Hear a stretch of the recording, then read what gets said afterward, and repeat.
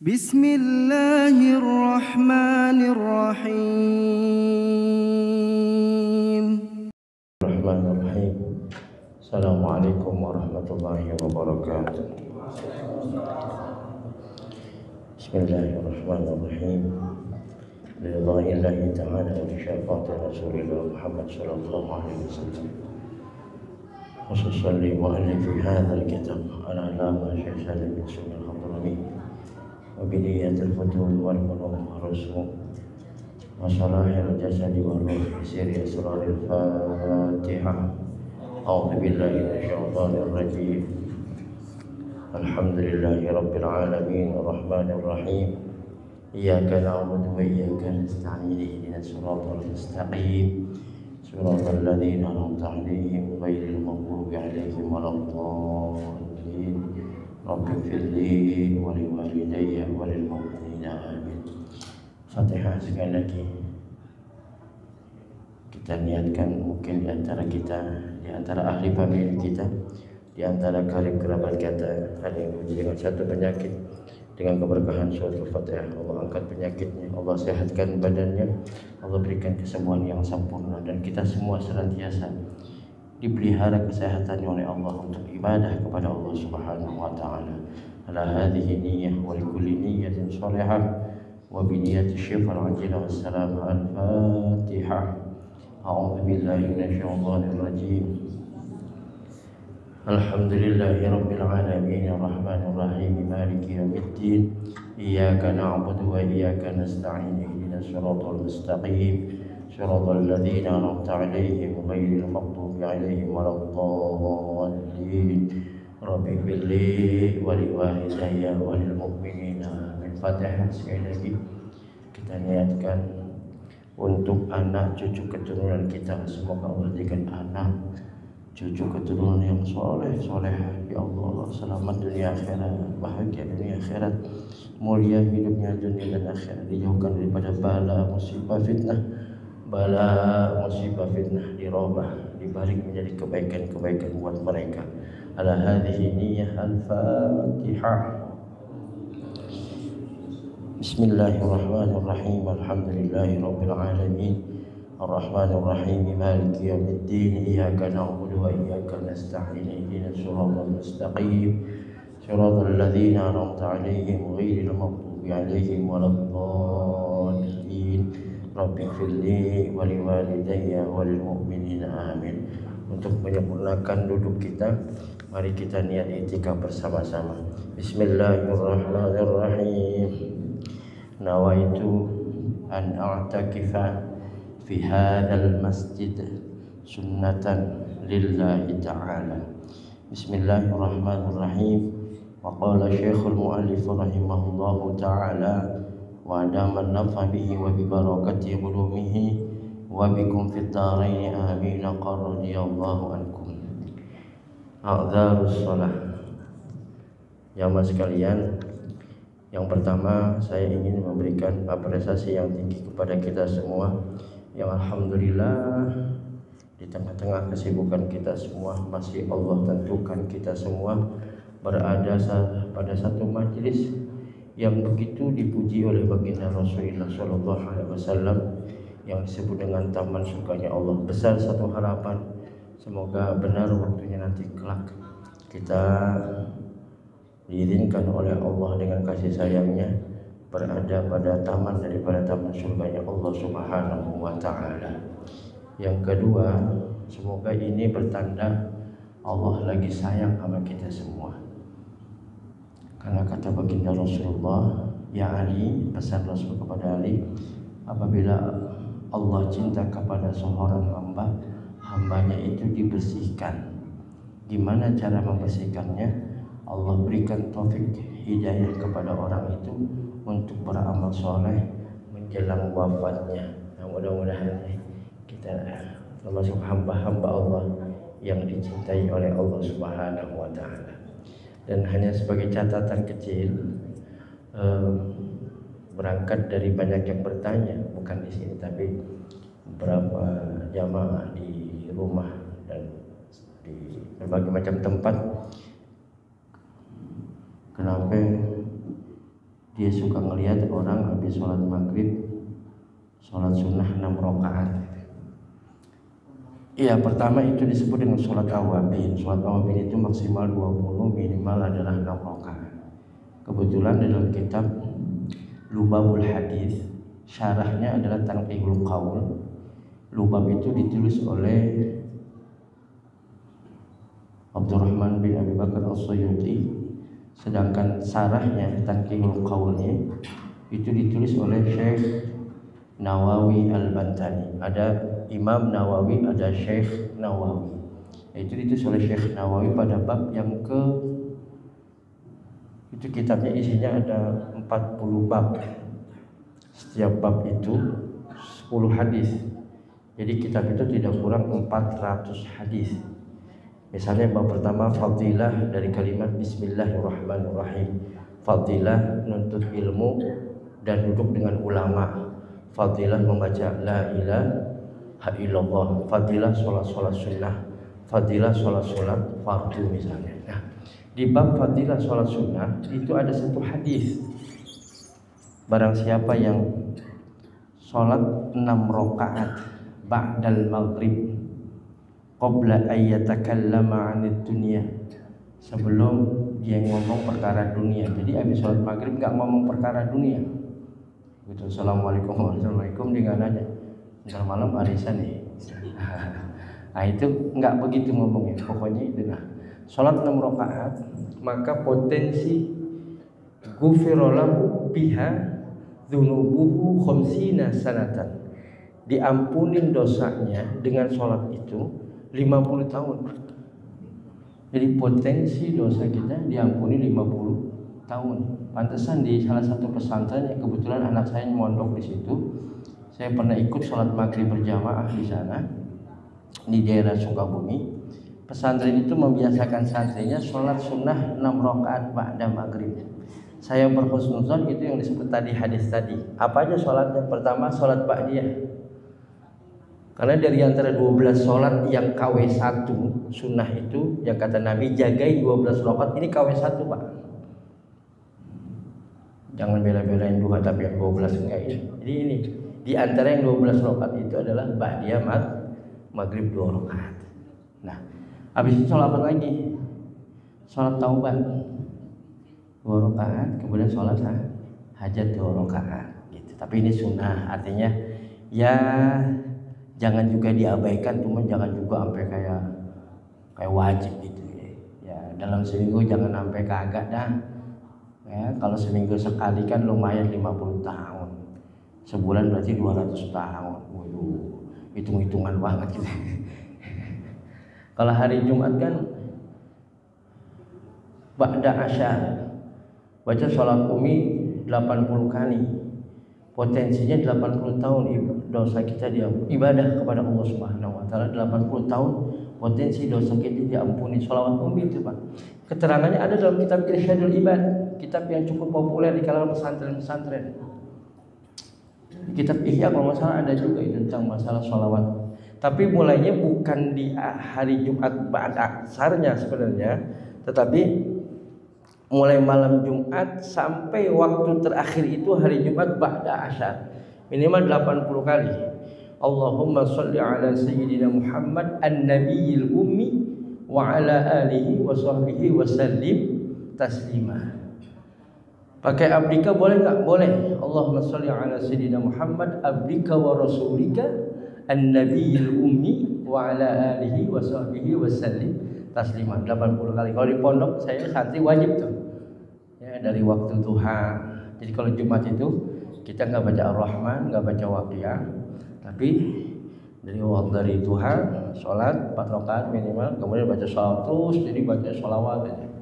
Allahumma sholli ala sayyidina Muhammad an-nabiyil ummi wa ala alihi wa sahbihi wa sallim taslima. Ini ijazah yang juga saya dapatkan dari guru saya, yaitu Mama Uci Turtusi Cilongok.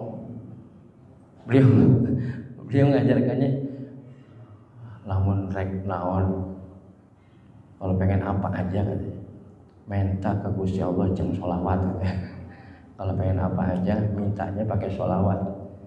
bacanya sholat umi segitu wae. Coba dah diamalin. Insya Allah sebelum wafat Allah temukan dengan kanjeng Nabi dalam tidur kita. Wah, cobain sholawat. Bagus ya sholawat. Insya Allah ya. Inna Allaha wa malaikatahu yusholluna 'alan nabi. Nah, jadi itu kalau 6 rakaat tadi.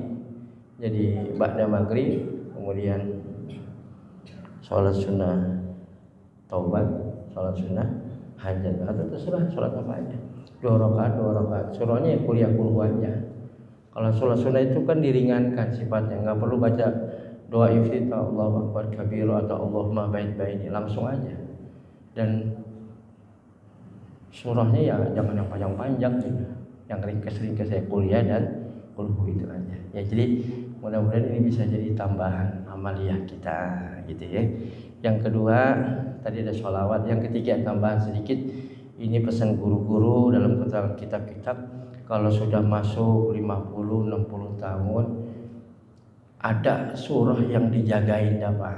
Dan ini alhamdulillah menjadi aurat, jadi wiridan di pesantren dan juga santri Paul. Di rumah ada santri Paul Pak, bukannya PAUD tapi Paul, pendidikan Al-Quran usia lanjut. Ya rata-rata kayak bapak begini, paling tua 75 lebih lah, paling muda yang ngajar ke saya. Paling muda itu ngaji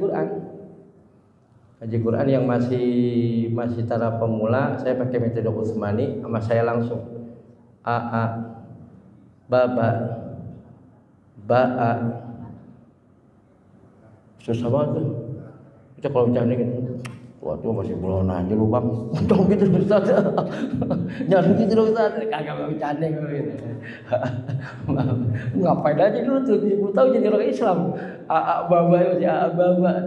Baba lu kepati tau. Gitu. Tapi kalau sudah Quran itu saya suruh santri-santri yang sudah boleh ngajar atau 30 juz gitu, boleh ngajar gitu. Ya cara ngajinya dari belakang 1-2 surah untuk memudahkan mereka karena sebagian sudah hafal. Dari tengah surah-surah mutabaroh, Yasin, Al-Mulk, Ar-Rahman, kemudian Waqiah, kemudian As-Sajdah 5 ayat atau 10 ayat maksimal. Berharap dia bacanya pernah ditalaki dengan guru. Karena kalau orang Yasinan tahlilan kadang-kadang bacanya balap-balapan Pak, baca Yasinnya sembarangan. Padahal makanya kalau suruh mimpin tahlil atau tahlilan gitu jangan sembarangan orang. Kenapa? Paketnya jangan paket rombeng dong. Baca Yasinnya wal Quran lagi minakalam surat mustaqim apa-apaan baca begitu. Kasihan yang dikiriminnya. Makanya harus yang benar baca Yasin wal Quran. Nah, itu dari depan ya biar kelar lah sekaca 2 kaca, sekaca gitu.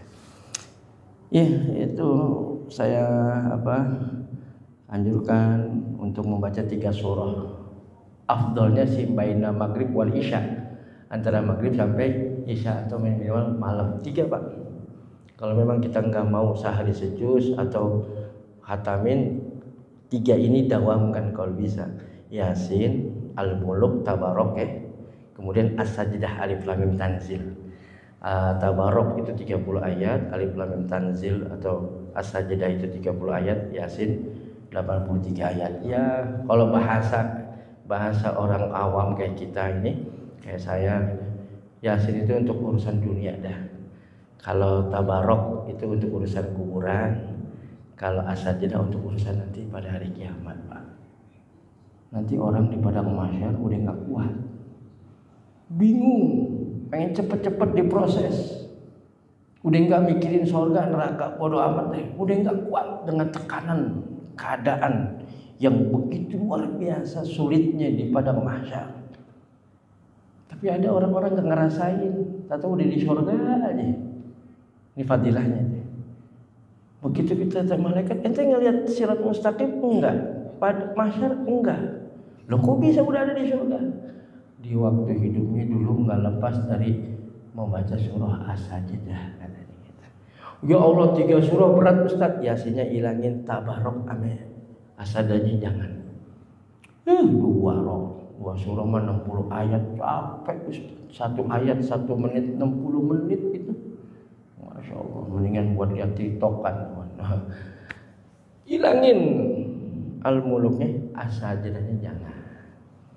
Gitu. Kalau bisa as-sajadahnya jangan, gitu ya. Ya mudah-mudahan bisa menjadi istiqomah kita ya. Baca gituan. Sedikit juga tambahan Pak buat kita nih ya, yang sudah separuh hidup, yang sekarang sudah mempersiapkan kampung akhiratnya. Nabi di akhir senjanya banyak berzikir, karena zikir ini yang saya utarakan juga di sini tidak akan terhapus dengan kemaksiatan yang kita lakukan, langgeng di sisi Allah. Kalimat subhanallah wa bihamdihi subhanallahil azim, tambahin dah astagfirullah. Kalau bisa tutup adada khalqi wa ridha nafsi wa zinata arshi wa midada kalimati. Tutup kayak gitu.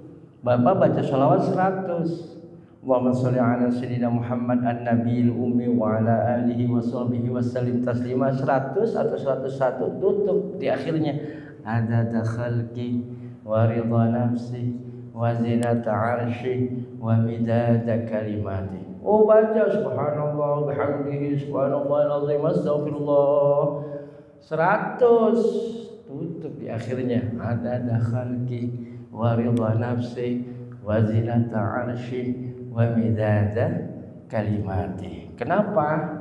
Dalam kitab yang cukup bergengsi menjadi rujukan orang-orang yang ingin memperdalami thariqah atau tasawuf, ada namanya Ibnu Athaillah dalam bukunya Hikam. Ini kitab yang ngajinya harus sudah pesantren paling kagak ya di atas 6 tahun 10 tahun dah.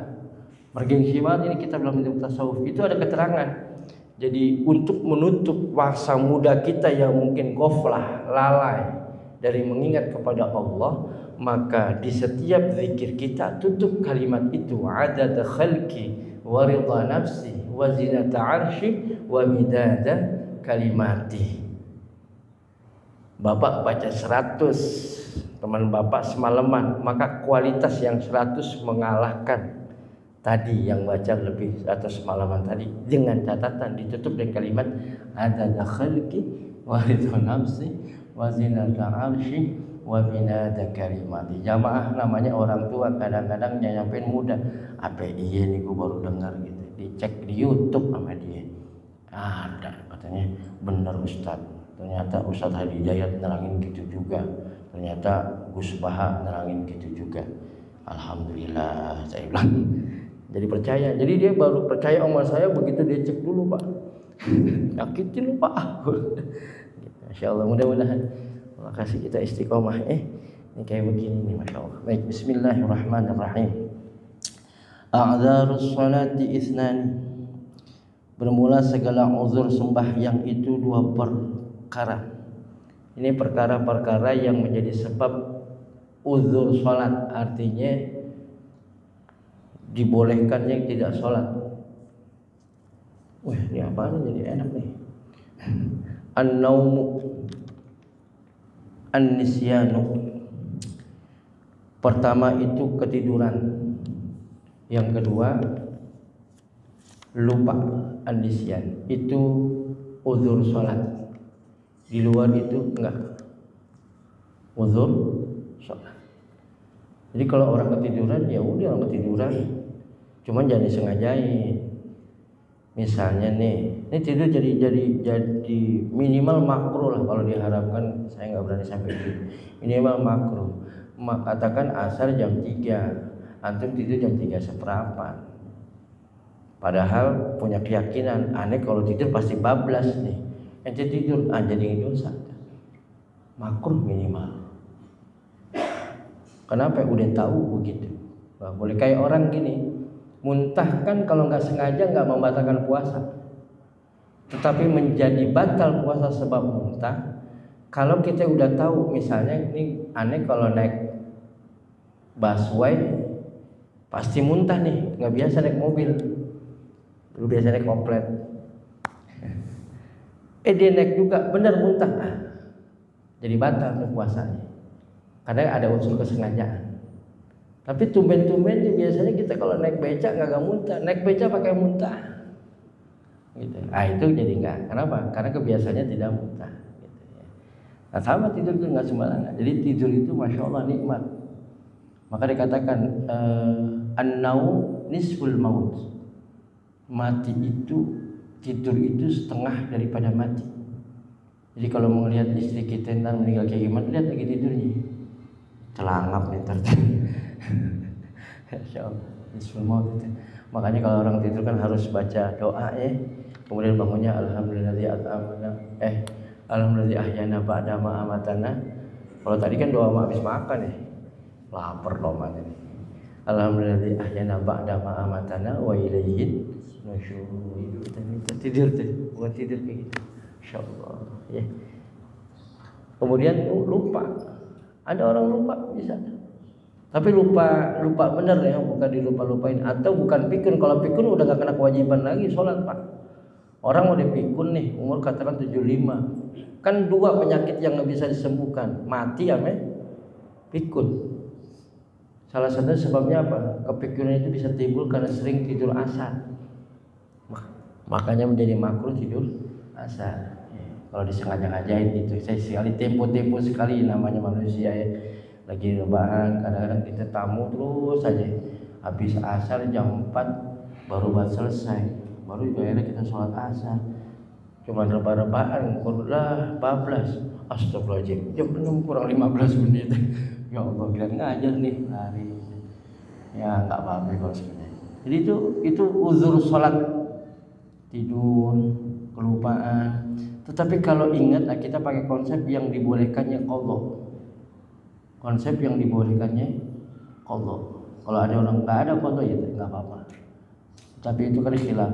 Kalau yang dibolehkannya qadha, sampai begini ulama mengajarkan untuk menutup sholat-sholat kita yang dulu. Mungkin di waktu sekarang misalnya 50, sekarang 60, di usia-usia 20 sampai mungkin 30 atau 40 banyak sholat-sholat lalai yang dilupakan. Pertama, estimasi takriban kira-kira berapa tahun kita lalai sholat. Oh 20 tahun atau 10 tahun. Maka setiap habis sholat fardu, misalnya maghrib, dia bangun lagi sholat qadha maghrib untuk menutup yang dulu-dulu. Selama 20 tahun, 20 tahun itu. Ulama sampai mengajarkan sebegitu untuk hati-hatiannya. Dia tobat begini, udah dia tutup sholat-sholat yang dulu. Tapi kalau orang yang punya rezeki, dia pergi ke tanah suci untuk umrah misalnya, itu dia qadha di Mekah, dia qadha di Madinah. Bayangin, kenapa? Terjadi konversi waktu sampai 100.000 waktu di Mekah, kalau 1.000 di Madinah. Masya Allah. Makanya yang dulu ya, waktu saya masih sehat boleh terbang sampai dia itu, kalau saya pasti bikin al-ataqatul kubra. Ada al-ataqah, orang-orang yang mengkaji ilmu tasawuf ada namanya ataqah, menebus orang tua kita dengan surah al-ikhlas. Orang tua kita atau orang yang kita cintai udah nggak ada, dengan surah al-ikhlas 100.000 surah al-ikhlas. Ini nggak main-main Pak, surah al-ikhlas, surah kewalian. Kalau antum memperdalam ini, nanti ada keterangan kalau engkau sakit saat itu, maka usahakan baca minimal sekali. Andai kata kita meninggal karena sakit yang kita derita, maka insya Allah dicatat sebagai mati fisabilillah. Al-Ikhlas itu surah kewalian. Nggak mungkin orang-orang ahlullah, kekasih-kekasih Allah, nggak punya amalan atau tidak mendawamkan surah Al-Ikhlas ini. Ini nggak main-main surah Al-Ikhlas. Salah satu bukan mukjizat tapi kehebatannya orang yang mendawamkan surah Al-Ikhlas di zaman Rasulullah pernah pada saat tengah hari terik, tiba-tiba redup, adem. Bahkan kata Nabi, ini kenapa ini? Itu banyak sayap-sayap, kata Muhammad. Wah luar biasa dia. Jibril turun ditanya, ya Jibril ini ada apa gerangan? Dibilang sahabat engkau fulan bin fulan meninggal. Apa istimewanya sahabat saya itu? Beliau cinta dengan surah Al-Ikhlas. Enggak lepas dari qul huwallahu ahad. Jadi tolak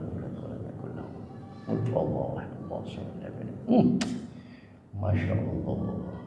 Itu orang seperti itu salah satunya. Makanya kalau sempat ke tanah suci bikin ataqah kubro, tawaf aja. Ya Allah, pahala surah Al-Ikhlas ini untuk ibu dan bapak saya, mertua saya. Mulai dari sudut acara Bismillahirrahmanirrahim. Bismillahirrahmanirrahim. A'udzubillahi minasyaitonir rajim. Bismillahirrahmanirrahim. Qul huwallahu ahad. Allahu samad. Lam yalid wa lam yulad wa lam yakul lahu kufuwan ahad. Qul huwallahu ahad. Allahu samad. Sama dengan fidyatus shalah. Kalau secara literal itu tidak ditemukan tanya jawab itu. Tetapi Pak Quraisy Shihab membolehkan fidyatus shalah. Ketika ditanya tentang fidyatus shalah, kata Pak Quraisy Shihab, buku-buku tentang tanya jawab itu tidak ditemukan, sekalipun dengan Profesor Dr. Hasbi As-Siddiqi, jagoannya fikih. Orang dulu pasti kenal Profesor Dr. Hasbi As-Siddiqi. Tapi kata Pak Quraisy Shihab dibolehkan sebagai usaha yang hidup kepada yang mati. Laulal ahya la halakatil amwat. Kalau bukan karena yang hidup celaka orang yang udah meninggal. Maka kewajiban yang hidup kepada yang meninggal 4. Pertama, mandiin, kafanin, sholatin, kuburin. Coba kalau nggak ada yang hidup, mandi sendiri kabur orang.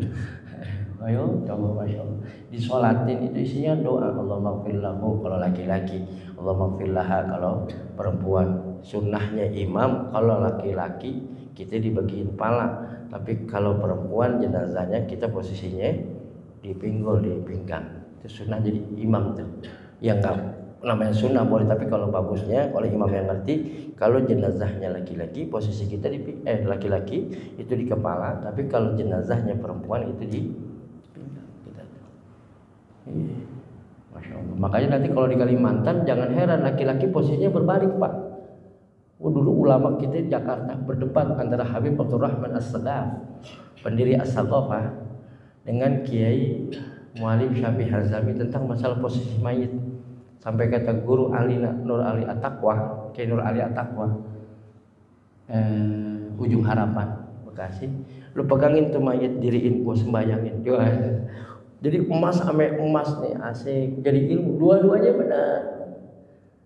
Begini nanti ada hujah-hujah yang menarik.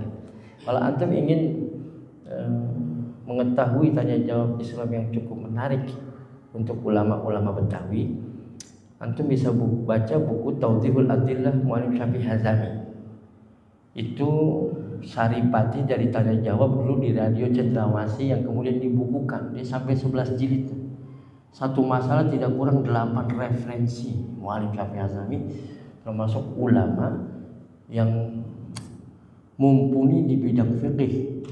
Kalau ada bahsul masail di Nahdlatul Ulama di Jawa yang menjadi perwakilan Jakarta yang berani berdebat dengan ulama-ulama di Padang, ulama-ulama di Jawa adalah Mu'alim Syafi'i Hazami. Hazami itu bukan nama gelar, Pak. Gelar seorang perempuan yang ahli fikih. Urusan apapun masalah fikih, deadlock datang ke beliau selesai. Nah, Hazami, karena setiap urusan fikih ulama datang ke Mu'alim Syafi'i Hazami, kelar urusannya. Sampai Profesor Dr. Said Agil Hussein Al-Munawwar, itu salah seorang orang yang merekomendasi saya waktu S2, Direktur Pasca Sarjana di IAIN, guru besar di bidang ilmu usul fikih, Menteri Agama mantan di era Megawati. Beliau lulusan Ummul Qura, sekelas atau seleting seangkatan dengan Profesor Dr. Said Agil Sirat, mantan ketua NU, teman kiai saya di Darul Najah waktu di Ummul Qura. Itu begitu melihat karya beliau berkata, hadzal rajul mutabahhir fil ulum. Ini orang ilmunya lautan, saking menariknya itu. Jadi ada 2 kiai di Jakarta, produk Jakarta Selatan dengan Jakarta Timur. Jakarta Selatan itu namanya Kiai Hamid, yang punya pesantren Al-Khalidin Prapanca Blok A. Di Jakarta Timur ya sebenarnya Mu'alim Syafi'i Hazami Jakarta Selatan, cuman dia aktif di sini. Itu Kiai Haji Mu'alim Syafi'i Hazami. Jadi 2. Kalau Kiai Hamid itu Syekh Yasin Al-Padangi, musnid dunia, jadi ulamanya dunia itu ada dari orang Jawa Sumatera Barat, namanya Syekh Yasin Al-Padangi. Itu anak-anak Jakarta kalau datang ke Mekah ditanya, lu mau gelar apa mau ilmu? Kalau mau gelar lu kuliah, tapi kalau mau ilmu lu ngaji sama gue, bahasanya begitu. Syekh Yasin Al-Badagi kalau datang ke Jakarta itu ke Kiai Hamid, bermanja. Masya Allah, ulama-ulama kita ternyata ulama-ulama dunia ya. Ada Syekh Nawawi Al-Bantani, Syekh Yasin Al-Badagi, Mu'alim Al-Arsyad Al-Banjari, Syekh Yusuf ada juga Minang Arwawi, ada juga Syekh Yusuf yang Al-Makassari yang menyebarkan Islam di Afrika, itu paling ngetop orang kita Pak. Syekh Maulana Yusuf Al-Makassari. Itu pernah baca nggak autobiografinya? Baca itu. Ternyata itu dia. Beliau itu yang menyebarkan Islam di Afrika Selatan itu. Masya Allah. Menarik nanti kalau bicara ulama-ulama dulu. Nah, makanya ini harus ada upaya bagaimana melestarikan karya-karya ulama kita. Karena banyak ulama-ulama Timur Tengah yang memplagiat karya-karya ulama-ulama Indonesia. Banyak Pak karya ulama Indonesia. Syekh Ihsan Al-Jampesi, orang Jampes Kediri, karyanya pernah dipakai sama ulama dari Libanon, diprotes sama NU, datengin pencetaknya, angkat tangan. Iya saya jujur, ini bukan karya saya. Oh Pak, Syekh Ihsan nggak pernah ke Timur Tengah, ngarang kitab mensyarahnya Imam Ghazali, namanya Minhajul Abidin, judulnya Sirajut Tulibin, berbahasa Arab dengan sastra yang cukup menarik, dengan tata bahasa yang menunjukkan kalibernya internasional. 2 jilid, ditashihnya oleh siapa? Oleh Hadratus Syekh Hasyim Asy'ari, disebut Imam Ghazali muda. Orang kita Pak nggak pernah belajar keluar Timur Tengah. Dulunya Badar. Tahu nggak Badar? Bandel waktu. Tapi Allah kasih dia keluasan ilmu dan keberkahan ilmu. Aneh pernah ziarah ke kuburnya itu di Jampes Kediri, Jawa Timur. Ya Allah, ulama-ulama kita. Pak Quraisy Shihab itu membolehkan untuk fidyatus shalah bagi orang yang sudah impus di mana-mana, tapi masih sadar, tapi sudah dawam dia punya najis, hadas, kencing gitu kan gitu. Maka begitu meninggal dibolehkannya kita untuk fidyatus shalah. Itu perkara berdebat, salah satu perkara yang cukup mengundang perhatian masyarakat dan kiai Betawi di Jakarta, karena banyaknya di Betawi waktu itu. Itu tentang masalah fidyatus shalah. Boleh. Sama dengan qada tadi. Nah, uzur salat ini adalah yang pertama tertidur, yang kedua adalah lupa. Ya Allah, kayak antum nih Pak, misalnya di kendaraan, di kereta, kebetulan pakaiannya terkena najis, atau maaf kita pakaian dalam kita kena najis dan sebagainya, masuk waktu sholat dan sebagainya, sementara antum nggak siap pakaian itu, gimana sholatnya? Maka satu ulama mengasih jalan tengah, sholatlah lihurmatil waqt, tapi nanti sampai rumah ulang sholat itu yang disebut dengan sholat qadha. Sholat qadha itu sholat yang dikerjakan bukan pada waktunya. Walaupun antum nggak niat qadhaan, antum niat tetap adaan, tetap manakala sholat itu bukan dilakukan pada waktunya, maka itu disebut dengan sholat qadha. Maka guru-guru suka ngajarin, kalau lu ntar kesempatan ke sono, jangan lupa lu qadha dah sholat, mumpung di sono 100.000 waktu. Masya Allah ya, 100.000. Oh iya. Ama jangan lupa ya, lu bikinin ataqah kubro buat emak lu, tong katanya gitu. Ya. Bikin, kalau aneh biasa ditawaf sedikit. Qul huwallahu ahad, Allahus samad, lam yalid wa lam yulad wa lam yakul lahu kufuwan ahad. Udah 100 kali, 100.000. Makanya kalau di masyarakat yang kulturnya, kalau ada orang meninggal ada kacang tuh. Suka ada kacang ya, tulisannya kata sudah, waktu belum. Itu kacangnya kata apa? Kacang surah Al-Ikhlas tuh. Ya, supaya orang kalau takziah kali nggak baca Yasin, nggak baca apa tuh, ada kacang. Nih belum, itu udah. Qul huwallahu ahad. Itu begitu tuh, Al-Ikhlas. Ya mudah-mudahan kita mati semua husnul khatimah ya Pak, insyaallah. Jadi hadis ya, baik. itu uzur sholat, jadi lupa dan sebagainya. Ya. Kalau udah lupa nggak ada hukum Pak di situ. Tapi kalau diingatkan, tadi belum sholat, masya Allah, baru kita sholat, yang sebelum sholat qadha. Zuhur, perasaan udah sholat, lupa, namanya lupa ya, Allah perasaan udah sholat. Begitu masuk asar, tadi bukan sholat zuhur, sholat duha. Ingat aja udah sholat gitu, masya Allah, benar belum, ya Allah. Sholat segera pas ingat. Tidur, masya Allah, anjib malam itu asyik kita wiridan begitu. Begitu subuh menjelang Allah tidurkan, bangun jam 8 Pak. Bolos banget kali tidur itu, masya Allah. Habis kenapa lu ketiduran? Gua habis tahajud. Tahajud subuhnya ketinggalan Pak. Ya Allah, bangun namanya Allah kasih, diasik tidur bagaimana? Tidur kan udah nggak ada nilai dah. Bangun, segeralah sholat subuh. Sholat subuh ketika ingat Bismillah, selesai. Ya. Baik, syurutus sholati, syarat-syarat sholat. Syurutus sholati samaniyatun, bermula segala syarat sembahyang itu 8. Ini syarat sholat ya, syarat sholat. Sebelum nanti di bawahnya baru kita akan bicara masalah rukun sholat atau fardu sholat. At-taharatu, pertama suci, anil hadatsaini al-asghari wal akbari. Pertama suci daripada dua hadas kecil maupun hadas besar. Ingat, hadas kecil itu mewajibkan kita untuk berwudu, sedangkan hadas besar mewajibkan kita untuk mandi.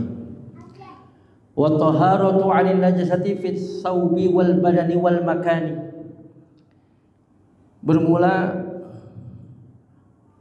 dan kedua suci daripada segala najis pada kain, pakaian maksudnya, dan badan dan tempat.